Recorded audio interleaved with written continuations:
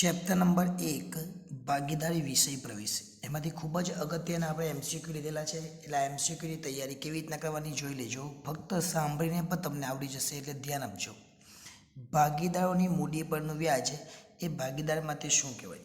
તો ભાગીદારોની જે મૂડી છે, ભાગીદારો મૂડી લાવે તો એ ભાગીદારને મૂડી પર વ્યાજ મળે એટલે ભાગીદારને શું કહેવાય? આવક. પણ આ જ વસ્તુ જે પેઢી હોય તો પેઢી માટે એ વસ્તુ ખર્ચ કહેવાય. શું કહેવાય?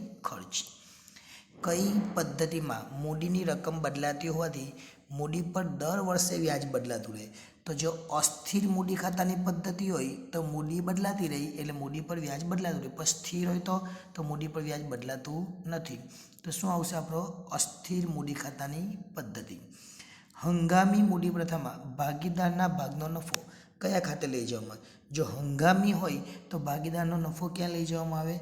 ચાલુ ખાતામાં. ક્યાં લઈ જવામાં આવે? ચાલુ ખાતામાં. પણ આ તો હંગામી છે, હવે બંધ કલાક હોય ને, આ તો મૂડી ખાતા છે એટલે ચાલુ ખાતામાં નહીં પણ મૂડી ખાતામાં જમા કરવામાં આવે. નફો ક્યાં લઈ જાય? હંગામી હોય તો મૂડી ખાતામાં, અને સ્થિર હોય તો આપણે ક્યાં લઈ જવાનું? ચાલુ ખાતામાં. જો આગળ જોઈએ, જો સ્થિર મૂડી ખાતાની પદ્ધતિ હોય તો ઉપાડ ખાતું બંધ કરીને ક્યાં લઈ જવામાં આવે? તો ચાલુ ખાતામાં લઈ જવામાં. જો સ્થિર હોય ને તો આપણે ઉપાડ ખાતું બંધ કરીને ચાલુ ખાતામાં લઈ જવાનું. આગળ, ભાગીદારના ચાલુ ખાતાની ઉધાર બાકીનું વ્યાજ એ પેઢી માટે શું કહેવાય? ભાગીદારનું ચાલુ ખાતું હોય અને એની ઉધાર બાકી હોય તો ચાલુ ખાતાની ઉધાર બાકીનું વ્યાજ એ શું કહેવાય? આવક કહેવાય. 6 નંબરનો પ્રશ્ન જોઈએ. ભાગીદારોના ઉપાડ પરનું વ્યાજ એ ભાગીદાર માટે શું કહેવાય? ઉપાડ પર ભાગીદાર ઉપાડ કરે, પેઢીમાંથી પૈસા લઈ જાય તો એના માટે શું કહેવાય? ખર્ચ કહેવાય. નફા નુકસાન ફાળવણી ખાતાની ઉધાર બાકી એટલે શું? નફા નુકસાન ફાળવણી ખાતાની ઉધાર બાકી એટલે વહેંચણી પાત્ર ખોટ, એટલે બે બાકી આવે. આ જ ઉધાર બાકી કોને કહેવાય? તો ઉધાર બાકી એટલે ઉધાર બાજુનો સરવાળો વધારે આવે અને જમા બાજુ લઈ જાય એટલે સરવાળો કયો વધારે આવ્યો? ઉધાર, તો એ ખોટ કહેવાય. ત્યાર પછી આગળ, જો ભાગીદારી કરારનામામાં મૂડી પર વ્યાજની જોગવાઈ કરવામાં આવી ન હોય તો કેટલા ટકા વ્યાજ? મૂડી પર વ્યાજની જોગવાઈ નહીં કરવામાં આવે તો કઈ નહીં જોગવાઈ, પણ લોન હોય તો એના પર 6% આવે. જો નીચે એવો જ પ્રશ્ન છે. જો ભાગીદારી કરારપત્રમાં સ્પષ્ટતા ન હોય તો લોન પર ચૂકવવામાં આવે તો કેટલા ટકા વ્યાજ? જો લોન હોય તો એના પર 6% વ્યાજ આપણે ચૂકવવું પડે. અને ત્યાર પછીનો છેલ્લો સવાલ જોઈ લે. એ, બી અને સીની મૂડીનું પ્રમાણ 3:2:1. આ સવાલ ઘણી વખત પૂછાયો. 66,000 નફો છે, આ મૂડીનું પ્રમાણ છે એટલે સરખે ભાગે વેચવો પડે એટલે આપણો જવાબ આવશે 22,000.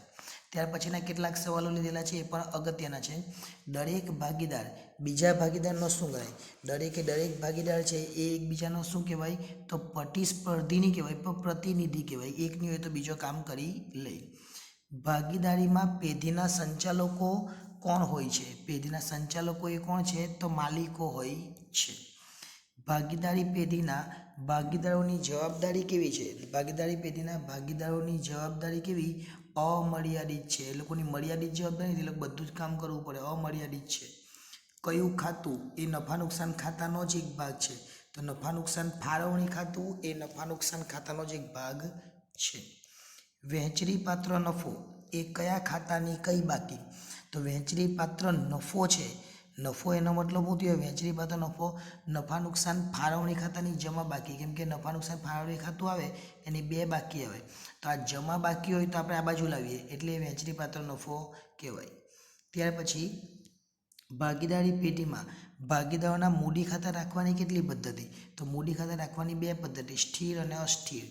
હંગામી એટલે અસ્થિર કહેવાય. જો અહીંયા હંગામી એટલે સ્થિર નથી. હંગામી મૂડી પ્રથામાં ઉપાડ પર વ્યાજ ક્યાં દર્શાવાય?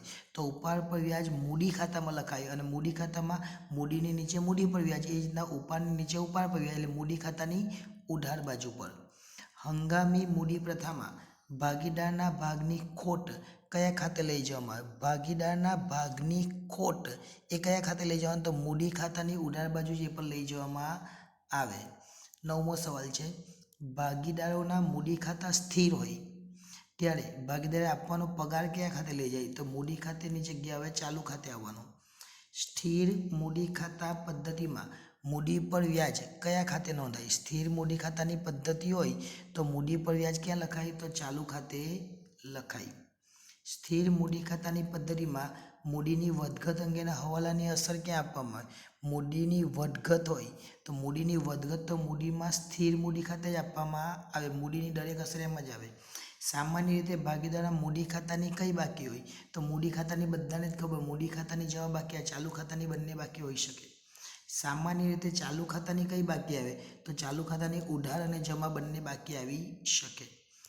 ભાગીદારના મૂડીની જમા બાકી પર વ્યાજ ગણતા ભાગીદારની મૂડી પર શું અસર થાય? મૂડી પર વ્યાજ ગણે તો મૂડી પર શું અસર થાય? તો મૂડી વધે, મૂડી પર વ્યાજ ગણે તો મૂડી વધવાની ને. ઉપાડ પરનું વ્યાજ એ પેઢી માટે શું કહે? ભાગીદારનો જો ઉપાડ કરે અને જો વ્યાજ એને તો ભાગીદાર વ્યાજ ચૂકવવું પડે એટલે એને પેઢીની આવક કહેવાય. ભાગીદારના ચાલુ ખાતાની જમા બાકીનું વ્યાજ ભાગીદાર માટે શું છે? ભાગીદારના ચાલુ ખાતાની જમા બાકી, ચાલુ ખાતાની ઉધાર બાકી હોય તો ખર્ચ કહેવાય, તો જમા બાકી શું કહેવાય? આવક કહેવાય, કે ખર્ચવાળો પોઈન્ટ આગળ આવી ગયો. ભાગીદારે પેઢીને આપેલ લોન પર જ્યારે કરારમાં ઉલ્લેખનીય હોય ત્યારે કેટલા ટકા વ્યાજ આપવું પડે? તો જવાબ આવશે 6%. ત્યાર પછી જો ભાગીદારી કરારપત્રમાં ઉલ્લેખ ન હોય ચાલુ ખાતાની જમા બાકી પર કેટલા ટકા વ્યાજ?